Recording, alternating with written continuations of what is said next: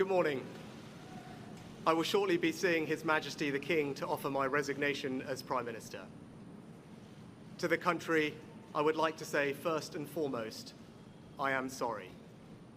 I have given this job my all, but you have sent a clear signal that the government of the United Kingdom must change, and yours is the only judgment that matters. I have heard your anger, your disappointment, and I take responsibility for this loss.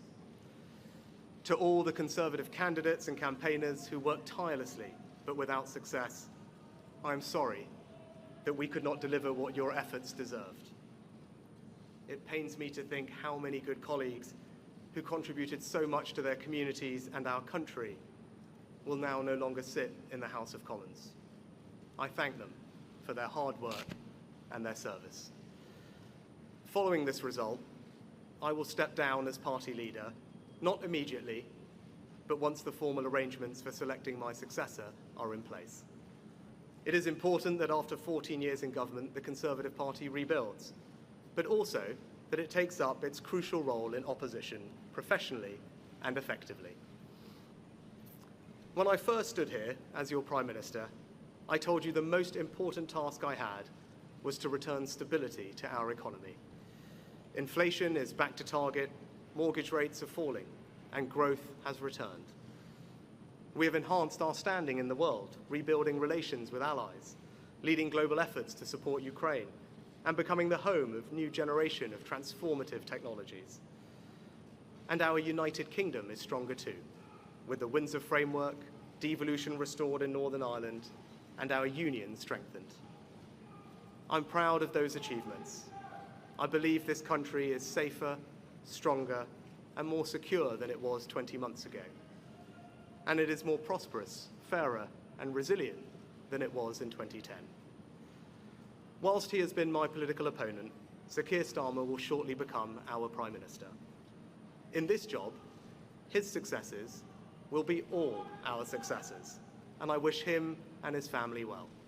Whatever our disagreements in this campaign, he is a decent, public-spirited man who I respect. He and his family deserve the very best of our understanding as they make the huge transition to their new lives behind this door, and as he grapples with this most demanding of jobs in an increasingly unstable world. I'd like to thank my colleagues, my cabinet, the civil service, especially here in Downing Street, the team at Chequers, my staff, CCHQ, but most of all, I'd like to express my gratitude to my wife Akshata and our beautiful daughters. I can never thank them enough for the sacrifices they have made so that I might serve our country.